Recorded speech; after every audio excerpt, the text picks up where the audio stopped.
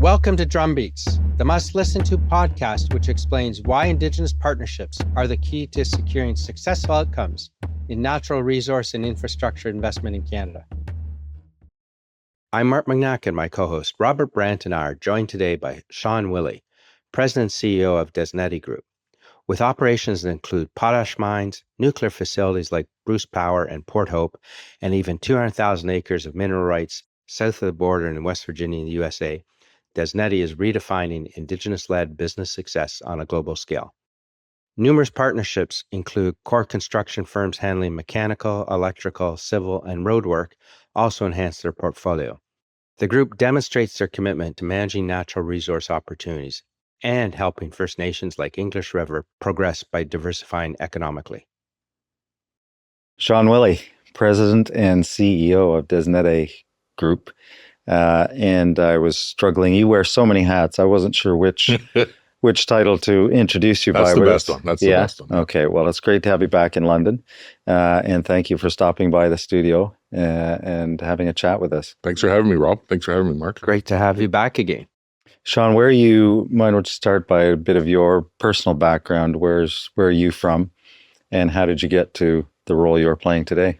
Well, I was born in Inuvik, Northwest Territories. We didn't live there. I got flown in. My mom, who's a Dene woman from her family, is a Mercury family. So Mercury's run the gamut in northern Saskatchewan, northern Alberta, Northwest Territories. Her family's from Fort Resolution, a Denukwe First Nation. And my dad is from a small town in Saskatchewan called Turtleford.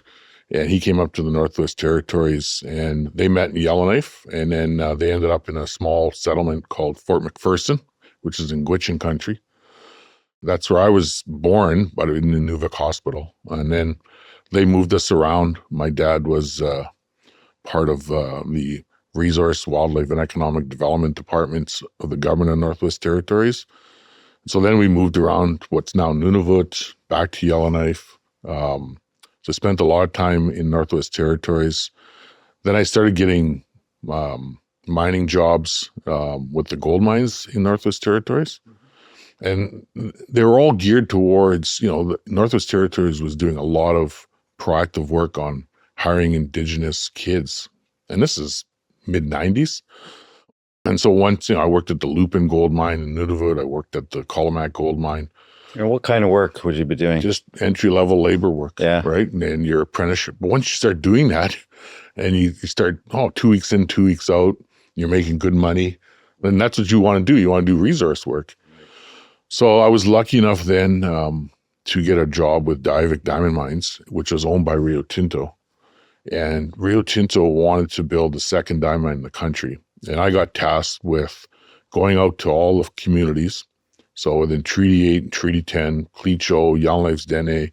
So when you say, for our UK audience, Treaty 8, Treaty 10, can you explain? Well, that's the numbered treaties that the Crown had signed with Indigenous people, sort of after the Royal Proclamation, to sort of tie up the land on the Western Front. And the Royal Proclamation was 1763. 63, yeah, okay. And that was the Crown, the king at the time. I forget which king now. I'm thinking George III. King George III, yeah, Mad King George. Yeah. The Royal Proclamation, which is a bit of a Bill of Rights for Indigenous people in Canada, that the first declaration, as presumptuous as it was, for the king to lay out what he considered to be the rights of Indigenous people in Canada. And then flowing from that, there were treaties. And so each treaty, you can so Treaty 10, there's a tie towards oil and gas up in the Norman Wells area. So it was, Treaty 8, which is home to a lot of the Dene communities. It's Treaty 11 up in Northwest Territories as well. So I got to work I interviewed over 4,000 people in communities.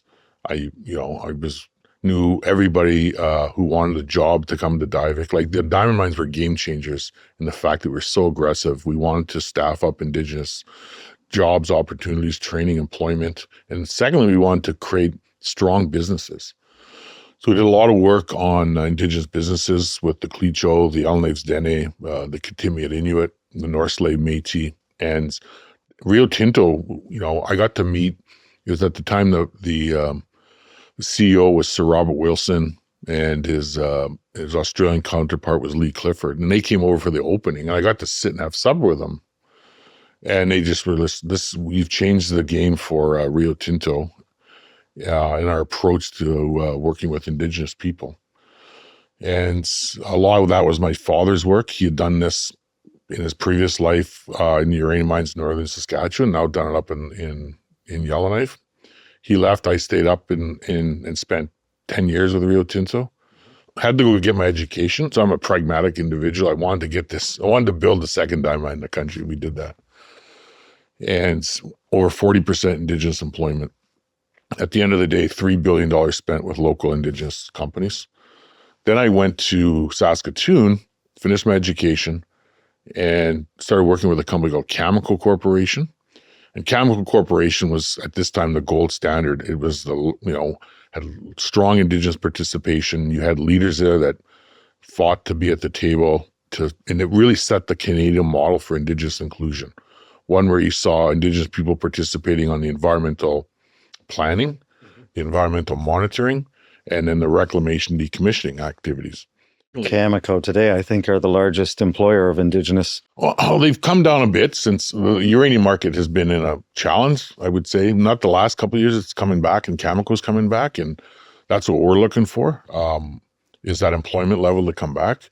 So when COVID hit in the market, a community like English River, who I now work for, I spent 10 years at Cameco, did a lot of great things there, represent them on the world stage. Like, it's funny, Rob, when I worked for a diamond mining company, and you talk to people and, diamonds, that's, sexy, but they really don't have any value really once or twice in their lives. Yeah.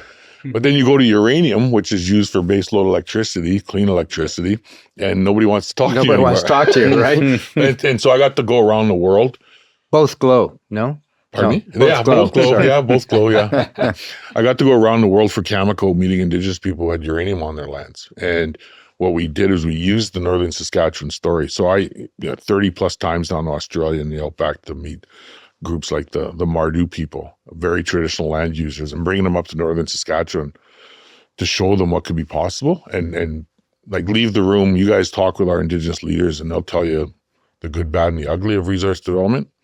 But at the end of the day, it was all about, you need own source revenue to move your life forward, right? Our culture as Indigenous people, poverty is stripping away that culture. And so what we really look to do is create role models between nations to talk about the challenges we all face from a socioeconomic point of view and how to build up.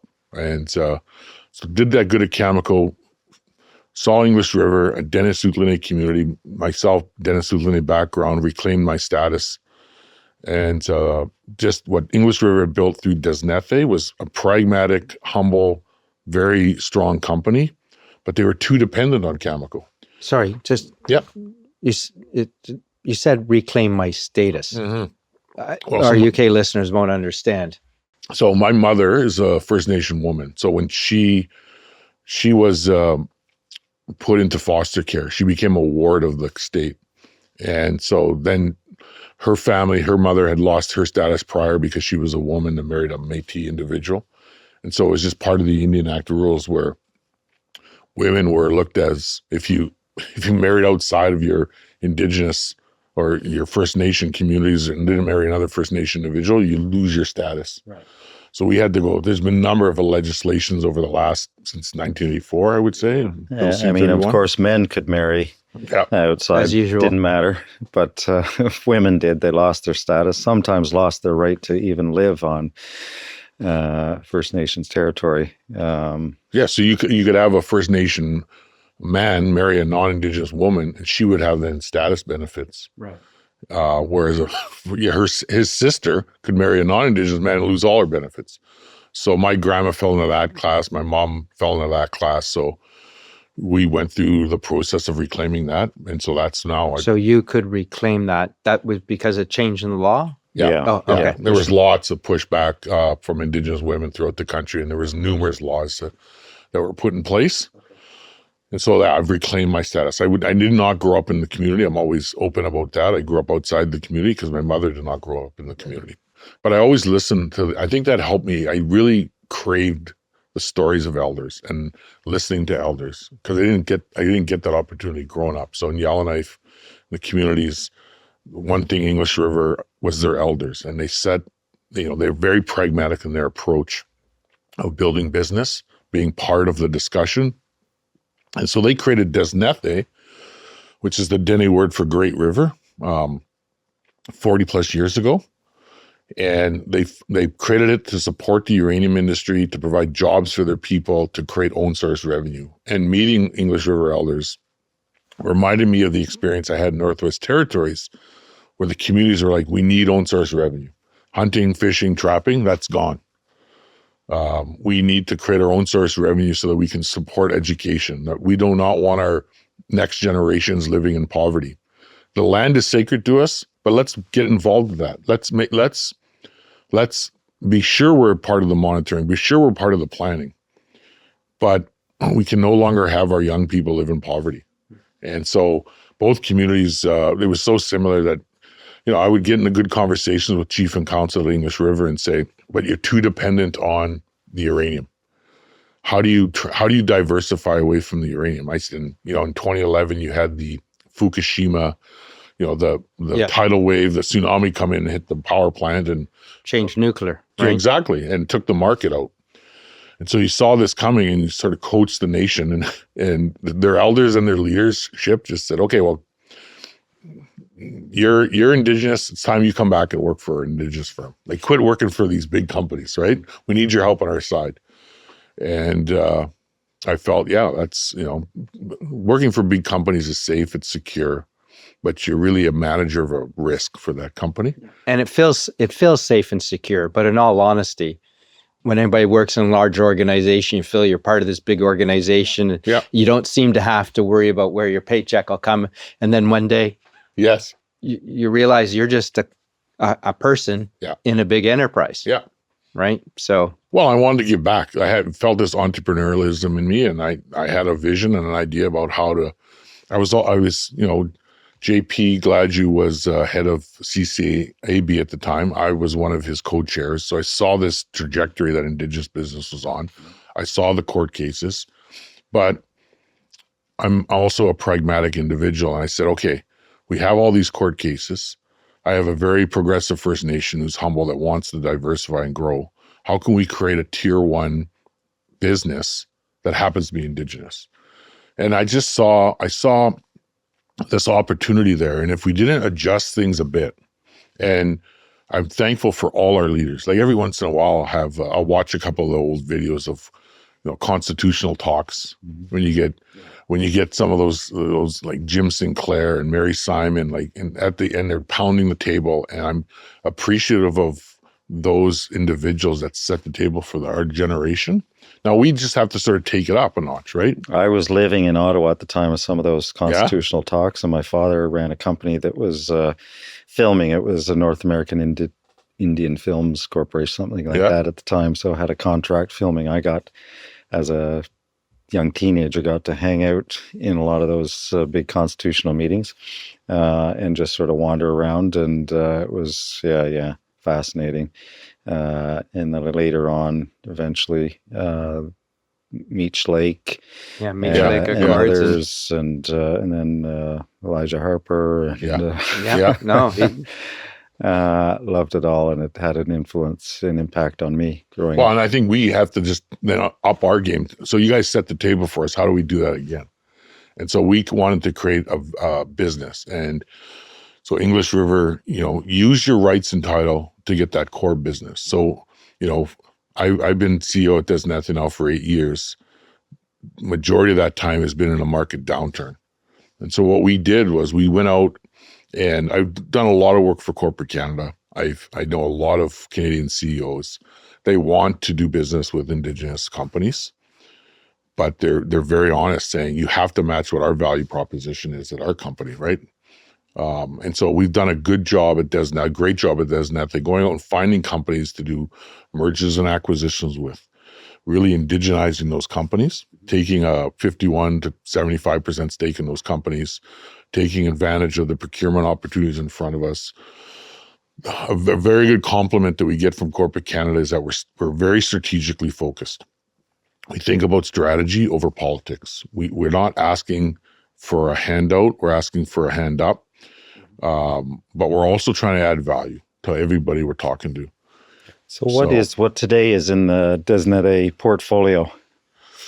Oh, wow. So you have your core group of construction companies. So we have both mechanical, piping, electrical. We also have civil earth moving companies. So right now, like we have a 5-year contract with the Department of Highways to do all the road work in Saskatchewan. So we do that with the province. We do work at potash mines. So we set up wellfield sites for in situ leach on potash side. Tron Construction, it was sort of the first company the nation ever bought, is the only First Nation company to work in uranium mining, in the power generation sides. They've worked at Bruce Power, and they've also worked in the fuel fabrication side at Port Hope. So it's the only First Nation company to work in the full stream of nuclear. I was going to ask if your businesses are outside of Saskatchewan now, and yeah. And only at the moment in Canada.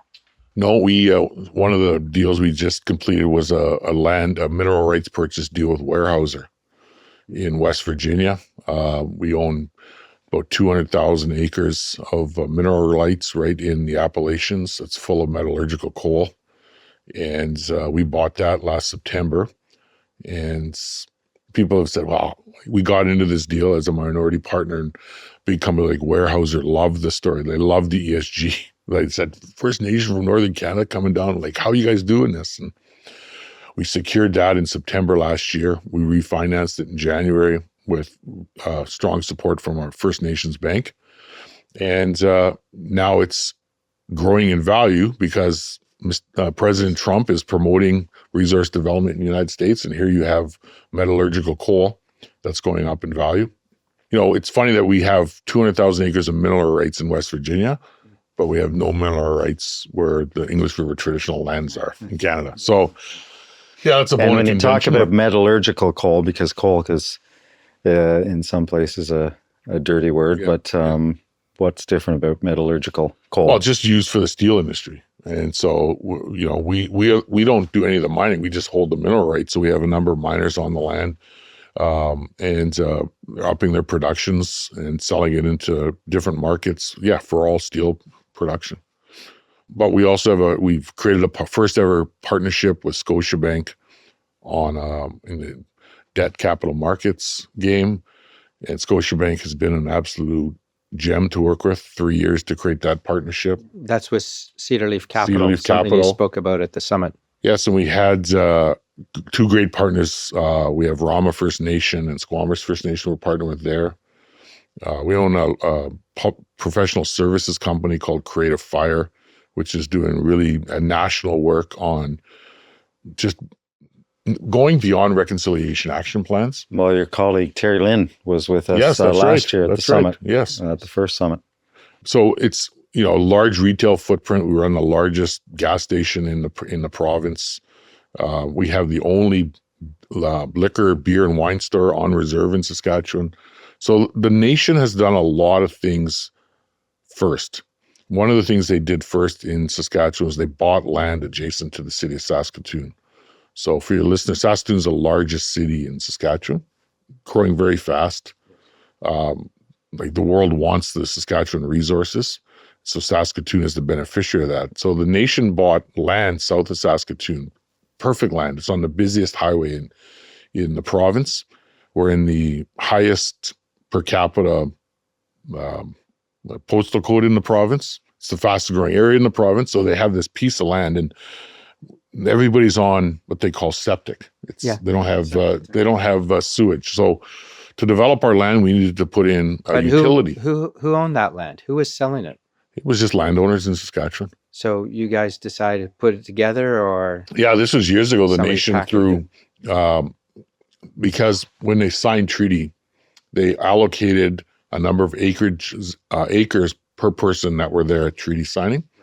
But of course, not everybody was there tree sighting. Most of them were up hunt, trapping, and fishing. It was a nice summer day, so that's where they were up on the water. So only if they were physically there on that day. That's how they calculated. So the if they're acreage. out there hunting or fishing, too bad you were trying to feed your family on the wrong day. But then they went back and they said, okay, all these people were missing. And in Saskatchewan, very progressive in that. Like the Indigenous community has fought for a lot of, and so they fought for what they call treaty land entitlement. Yes. And so we got those acres back, and the community was they bought this land for economic development purposes. And so in the last 4 years, we've built a utility, water and wastewater, support our growth.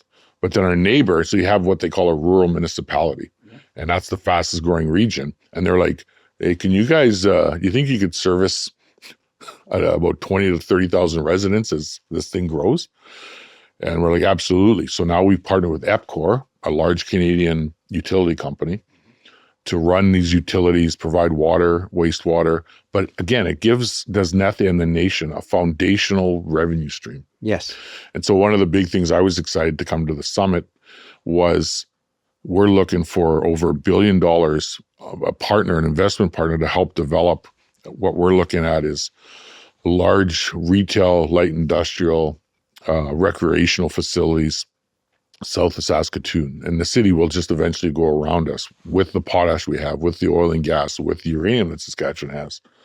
People will just keep coming to Saskatoon. The city will grow around us. But we'll have this large piece of land that will just generate millions of dollars for the nation on top of their work in the mines. There's one other First Nation we've met with that has mines that we have, the quality of the uranium mines that we have, which will last another 50 years, and urban land development. So you've heard the stories of our partners at Squamish developing their lands at Squamish.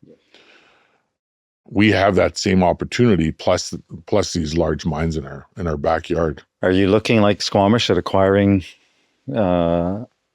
non-reserve lands and adding them to reserve lands? Yeah. Well, and I think we'll look at them both ways. And that's the problem with the Indian Act. If we buy more lands and turn them into reserve, you can't leverage them, right? Like we don't actually own anything. Mm-hmm. Right. This land that we own right now, and that we're in the process of expanding on, it's probably worth $800,000 an acre. We have about 400 acres.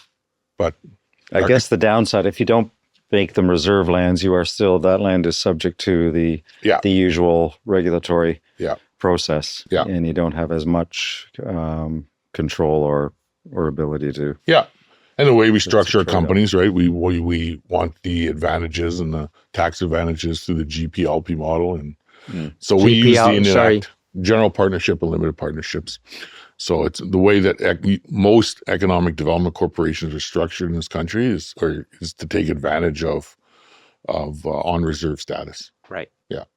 So just to segue for a bit, so very popular TV show over here is in the UK is Yellowstone, and the whole thing was they were going to take the land back onto the reserve. But downside to that is you're restricted in terms of what you can do with it. So it might be good to keep it. I don't look at it restricted. I think we've been very aggressive. So when we built our wastewater facility, people were asking, how did you get this done so quick? And it was an education then for us to go and say, yes, we know all the negatives about the Indian Act and reserve lands, but how can we as entrepreneurs find those points that add value? Yes. And Rob raises a good one, consultation. So the European model is now bogged in consultation processes, right? And it's probably 30% of their cost now on projects and the timeline. Yes. For us, we just were saying, well, we're going to go build this we want to build this, it's sovereign. We're going to build this state-of-the-art water treatment facility. And so people are looking at us like, well, how did you guys get it done so quick? But we took advantage of. Yes. And that's a big problem in the UK in terms of getting things done. There's a 30 billion HS2 that isn't going, or HS3 anyway, isn't going anywhere, but they spent millions on a bat tunnel. Okay. And consultation and, we won't do that. Okay. We'll dig under and drove up the cost. So you're right. The European model is, starting to crack because it can't serve all the needs and nothing gets done. Yes, exactly. So you have that freedom because you're sovereign. Well, it's its own economy, right? Because it's its own economy because you have departments of people that are all focused on public consultation. And you have to have public consultation. We're not against that. But the economic needs of our nation with English River far exceed that. And we have our own internal, like we have a land development committee that's based off of community members, elders, youth, elected officials. It's something that we're proud of with English River is, and I mentioned at the summit, was there hasn't been one chief. English River and Des Nedhe is one of the most successful economic development corporations in Canada. But you'll never see an award given to one chief, and because they've had multiple chiefs. And so when I hear stuff about Indigenous governance and I think about 7-generation thought, English River is one that has done this, and they've done it humbly, and they don't put everything on social media. They don't put their signing an MOU on social media in a smudging ceremony. They just do stuff. And so it was very proud of me at the summit to put up pictures of 8 chiefs and see this growth over time. And Des Nedhe has followed that model. We follow the Navajo model of a separation of business and politics. Yes, I recall you mentioning the Navajo model, and I took notes. But can you explain to our viewers a bit more? Because Navajo, they'll think, okay, that's American. Yeah. Okay, what is that model? And I think it'd just be helpful for people to understand. Many of the tribes in the United States have created really strong economic development hubs. And they just found early on that you had to just separate the chief and leadership are nation builders and let them focus on the business of developing the nation, but bring in the best business people to run your business. And you've seen that in Canada a few times. There's a number of examples that people have, and that's self-determination. The great thing about it is nations get to make their own choices. Right. So some nations go down and say, no, we want to employ as many of our own people as possible within our ECDEV. Okay, well, maybe they don't have the sphere of influence, but that's what the nation wants. English River said, no, we want strong business people to run our economic development corporation and build up our people and hand that over to our people at a later point. So it's all about just that separation of church and state. Yes. And so that model is taught, through the Harvard School of Business, and it was given credit to the Navajo leadership who sort of said, no, this is the way we need to run our businesses. We were talking, and Mark and I, to a Seminole tribe in Florida, and their head of the guy who runs their real estate portfolio, and they're generating more than $1 billion of revenue a year for the small Seminole tribe in Central Florida. And so we got introduced to him expecting to speak to a Seminole elder, and he's a New York hedge fund guy who was hired by the tribe to run their portfolio. He's looking at investments all over the world, but he's a world-class investor himself, and over time they'll build their own capacity. But that was it. And that's my goal, is to hand it over either to someone at that caliber or to an English River band member. And so we put up, the community puts a lot of focus on education. But, it's always about, we need our own source of revenue. We cannot call ourselves self-determinant if we're dependent on federal funding. Correct. And so but at the same time, they want to employ as many Indigenous people as possible. So, we've gone over the $100 million mark in both like the revenues we manage. And we've almost become an asset manager, 20 different companies. Some we own 5% of, some we own 100% of. So I oversee a lot from a governance perspective. And with our companies, we're still over 60% Indigenous employment. And so a lot of, we push the boundaries of what we want to do. And some say, well, you're not really, we're community-based in everything we do. We support our elders and our culture. I wear lapels created by our elders. Yeah, sorry, what can you explain your lapel? Well, it's a moose hide tufting. So it's all moose hide, and then they dye the tufting, and they create this artwork. And I'm happy to take it out into the world and share it and introduce people to our artists back home. But to me, it's a way of helping reinvigorate and make sure that Dene culture stays alive and moves forward. And so Is there a typical meaning on that one, or it's just no? They're just getting nice nicer and nicer. Like when I go to I sit on the board of TELUS. TELUS is a national telecommunications company. It's the Western base, probably the leader in telecommunications in Canada. And when I go to that, they're always sort of giving me your pins keep getting up in value. Like you keep going, like when it looks like Christian Dior now who's making the pins, but it's all of our artists in English River. Excellent. Yeah. Excellent. Sean, you were with us at the summit. Your first time with us, but I know you've been to London other times. Any general impressions? No, I think it's very progressive. And I brought to me a lot of pride, as I mentioned, just showcasing the story of English River and Des Nedhe. The world of institutional retail investors, foreign investors, I'm trying to crack that code. I want to show that here we have a company that has strong processes, independence from politics, good return on our investment, just a culture of execution at Des Nedhe, but also that we are one of the few that can work with so many global companies. And we one of our companies sells all the coffee to TELUS, and we're talking to Scotiabank about that now. We have another company that's selling. I've tasted that coffee, by the way. Yeah. Solstice. We have another company that's now selling Indigenous rugs to Walmart. That's Ella Holtze. That's a partnership we have with BGIS, a large Canadian company that does facilities management. I saw that, actually. We have another, we did a deal with Weyerhaeuser to buy land that they own for 100 years. We have a first of its kind debt markets company with Scotiabank. So we're very proud of the fact that we are executors, that we can get things done. And we just look at now Canada going forward and Canada needing to evolve our trade relationships.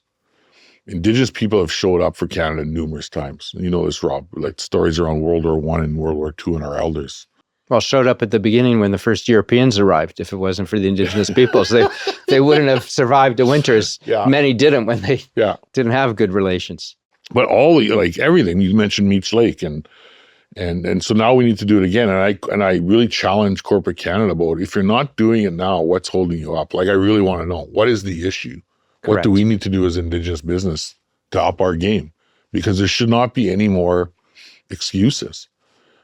Indigenous companies add value, tremendous value, not just on an ESG perspective, not from your reconciliation action plans, but from your value proposition you're doing as a company through diversity, but just even in our execution, our ability to attract people. People ask me all the time about how can I hire more Indigenous people? I'm like, I want to hire them.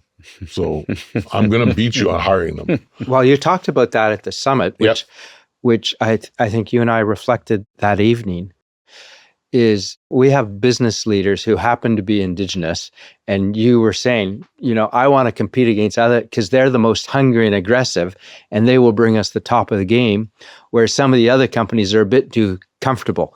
And I think it's proven for the success of your group, Des Nedhe Group, and look at the portfolio of companies that you have and what you're doing. So I think that's really, really exciting. Just do more, right? Well, it was great to have you at the summit. It's great to have you here today again. Spend a bit of time with us. We could have chatted for longer, but another time. Right on. Thanks, Mark. Thank you, Rob. Thank you. Thank you. Thank you to Sean Willy for sharing his insights with us. And thank you for viewing and listening. Be sure to share, subscribe, and leave a review on your favorite podcast channel. Thanks for listening to Drumbeats. Until next time.